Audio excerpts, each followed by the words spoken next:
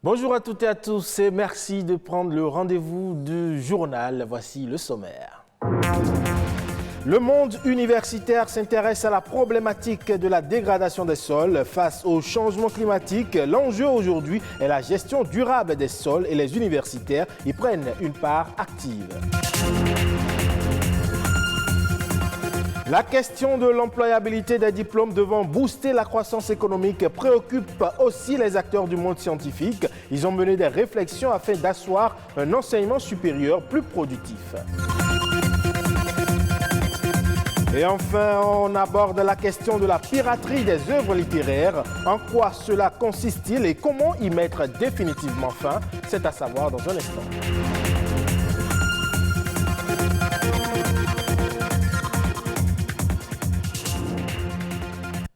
Merci de nous rejoindre, j'allais dire. Eh bien, ce dimanche 5 décembre, la communauté internationale célèbre la journée mondiale de l'égalité des chances.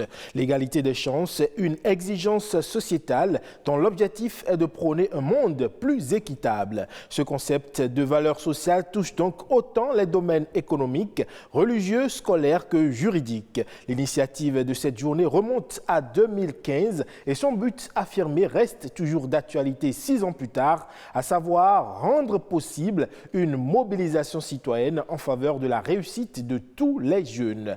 L'égalité des chances est donc un enjeu social international qui lutte contre les injustices et les discriminations dues aux distinctions sociales. Et puis, les sols sont également à l'honneur. Ce 5 décembre, la journée mondiale des sols se veut être une plateforme de sensibilisation autour des sols afin de les faire reconnaître comme éléments essentiels du système naturel et du bien-être humain. Au Bénin, il est question de la restauration des sols, une problématique à laquelle les universitaires s'intéressent.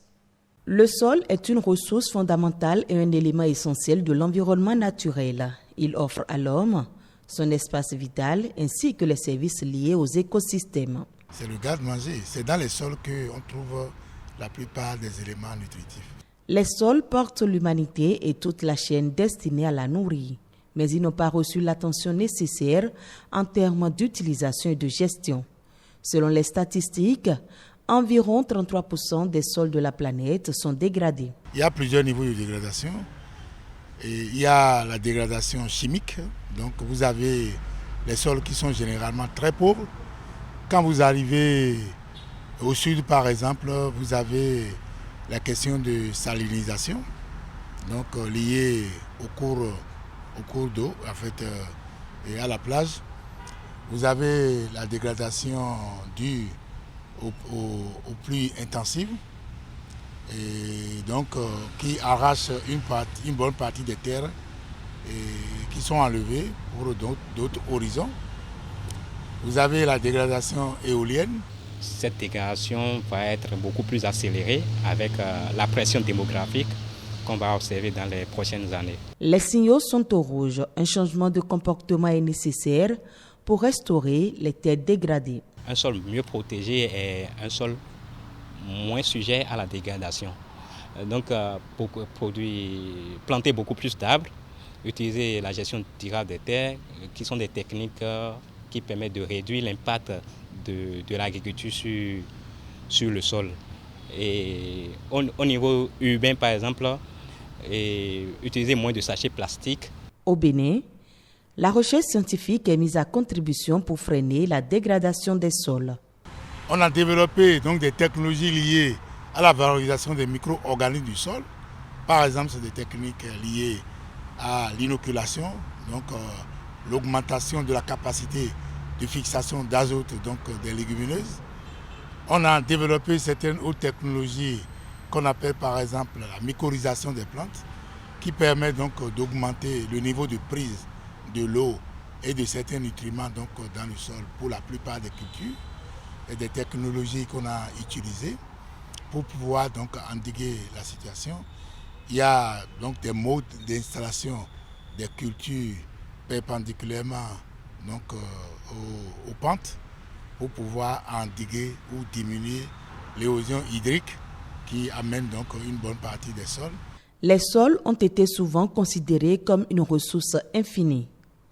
Il n'en est rien. Il est aujourd'hui important de les respecter et d'améliorer leur état. Ce 5 décembre marque également la journée mondiale du bénévolat. Créée en 1985 à New York par les Nations Unies, cette journée vise à promouvoir le travail des bénévoles pour le développement économique et social, aussi bien au niveau local, national qu'international.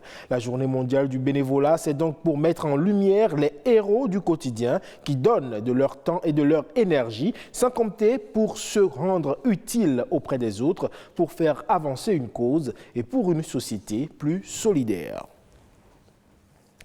Comment faire de l'enseignement supérieur un moteur de la croissance économique et du développement durable? Eh bien, à cette question, les acteurs du monde scientifique du Bénin cherchent des réponses. Ils ont posé la problématique lors de la conférence triennale du Forum régional des universités pour le renforcement des capacités en agriculture qui s'est tenue à l'université d'Abomey-Calavi. L'enjeu ici, c'est la question de l'employabilité des diplômes. Les voyants sont au rouge au niveau de l'emploi dans tous les pays africains et nous avons des taux d'employabilité très faibles. Pourtant, chaque année, plus de 20 millions de jeunes Africains arrivent pour la première fois sur le marché de l'emploi, d'après un rapport du FMI. En Afrique subsaharienne, les taux de chômage restent relativement faibles. Pour l'Afrique de l'Ouest, nous sommes globalement le sous-emploi, ça varie de 30 à 40%. Le Bénin a des chiffres de sous-emploi et de non-emploi. Non-emploi, nous sommes entre 2 et 5, mais ces chiffres-là ne reflètent pas la réalité parce que nous avons globalement une grande frange de la population dans l'informel. L'informel occupe beaucoup les jeunes et il est important que si vous apprenez un métier à l'université, vous puissiez exercer ce métier après. La problématique de l'adéquation entre la formation académique et les besoins du marché de l'emploi se pose donc avec acuité. La nécessité de formuler des stratégies pour le rayonnement de l'enseignement supérieur au Bénin est un enjeu de grande envergure.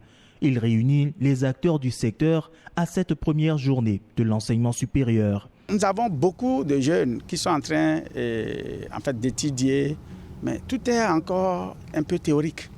Alors, comment rendre l'enseignement universitaire, l'enseignement supérieur plus professionnel? Comment amener de l'innovation dans l'enseignement supérieur?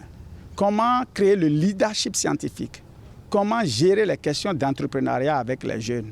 Il faut qu'on commence par se réfléchir là-dessus pour avoir une idée claire de l'avenir à réserver justement à la génération future. Les réflexions sont menées pour contribuer aux actions en vue de faire de l'enseignement supérieur béninois un moteur de croissance économique et du développement durable. Quelle solution nous allons trouver? C'est de revoir les formations que nous donnons en les adaptant aux réalités de nos pays. Il y a des réorganisations internes que nous allons faire au niveau des enseignements que nous donnons, mais il y a des thèmes que nous allons développer en tenant compte du programme d'action des gouvernements. Si on sort des produits, il faut faire l'étude du marché. Les produits qui sont sortis dans cette génération, combien sont insérés sur le marché du travail? Combien maintenant ont intégré la fonction publique? Combien sont en chômage? Si on fait la balance, on voit que le nombre de chômeurs est élevé, il vaut mieux suspendre cette formation. C'est une affaire de courage, mais on doit le faire maintenant pour aider nos jeunes frères qui sont en formation. On ne peut pas continuer de former des chômeurs. Les attentes, c'est que nous allons sortir des documents de stratégie. Mais le plus important sera comment opérationnaliser cette stratégie. Le Bénin est le premier pays du RU Forum à abriter la conférence triennale. Elle est prévue pour se tenir du 6 au 10 décembre prochain. Espérons que ces réflexions puissent vraiment booster le développement et l'employabilité au Bénin. Et quand on évoque la piraterie, eh bien on pense très souvent aux œuvres discographiques. Et pourtant, d'autres œuvres de l'esprit sont également piratées au vu et au su de tous. C'est le cas, par exemple, de la piraterie du livre. Happy Goudou, gestionnaire de patrimoine culturel, nous décrit ici les différentes formes de piraterie du livre qui existent et ce qu'il faut faire pour y mettre définitivement fin. Le livre est l'instrument privilégié du savoir et qui veut réellement se rapprocher du savoir ne peut passer que par le chemin du livre. C'est une filière, disons, importante pour le développement culturel d'un pays, parce que le livre, avant de devenir ce document, disons, imprimé, qui renferme le savoir, la connaissance, il passe par des étapes. Du coup, c'est une chaîne avant que le document que nous voyons ne soit réellement visible, parce que la finalité, c'est, disons, la rentabilité économique que cet ouvrage-là, qui a été inspiré par l'auteur, puisse apporter. L'importance du livre pour l'économie d'un pays ou la culture d'un pays, c'est à double titre. Un, ça nourrit la connaissance, et deux, ça permet à tous ceux qui interviennent dans cette filière, les acteurs, d'en jouir, donc de pouvoir se servir donc de cette connaissance-là pour pouvoir économiquement vivre. Depuis l'avènement du président Patrice Talon, nous avons constaté qu'il y a des encouragements à ce niveau-là, où le livre est considéré comme, disons, une part importante du développement culturel et économique. À savoir que déjà, l'État a initié un projet de réhabilitation et de modernisation des bibliothèques publiques et la numérisation des fonds documentaires. Et après, il y a aussi un projet important qui est le projet du fonds de bonification qui est logé au Fonds des arts et de la culture.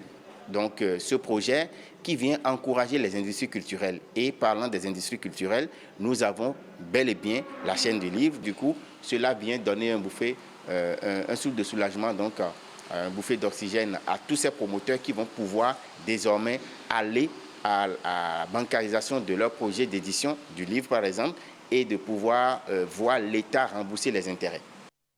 Hors de nos frontières à présent, au Kenya, 5% de la population est séropositive, soit plus d'1,5 million de personnes. C'est l'un des pays les plus touchés au monde. Au cours des 2 dernières décennies, le gouvernement kenyan a fait de nombreux efforts pour freiner l'épidémie. Mais dans le pays, les contaminations sont encore trop importantes et elles touchent majoritairement les jeunes.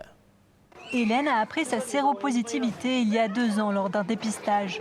Elle pense avoir contracté le virus à cause du tabou qui entoure le sida. Peu de personnes se font tester et beaucoup ignorent l'importance des moyens de protection.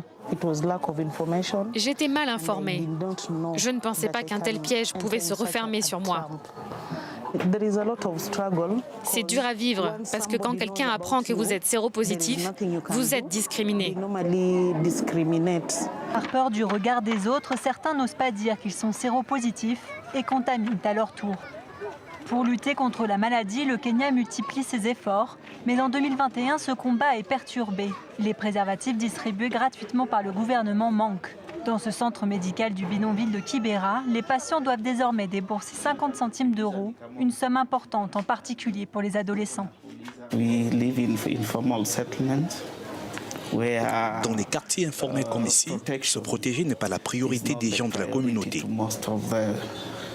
dont le taux de transmission de la maladie est très important. Pour diminuer le nombre de contaminations, les autorités qui distribuent déjà des médicaments tablent sur une augmentation des moyens alloués à la lutte contre le sida. Nous essayons d'éliminer les transmissions entre les mères et leurs enfants. C'est comme ça que les jeunes enfants sont contaminés. Pour les adolescents, nous renforçons notre stratégie de prévention pour qu'ils disposent de toutes les ressources nécessaires afin de réduire la transmission du VIH au sein de cette population. Le gouvernement prévoit aussi d'effectuer des dépistages à grande échelle. Si chacun connaît son statut, les mesures seront bien plus efficaces. Selon les autorités de la capitale, en 2030, il n'y aura plus de nouvelles contaminations à Nairobi. Et c'est tout pour ce 12h45. Merci pour votre aimable attention. Retrouvez cette édition sur le site de l'ORTB, www.ortb.bj. Portez-vous bien et rendez-vous tout à l'heure pour le journal du soir.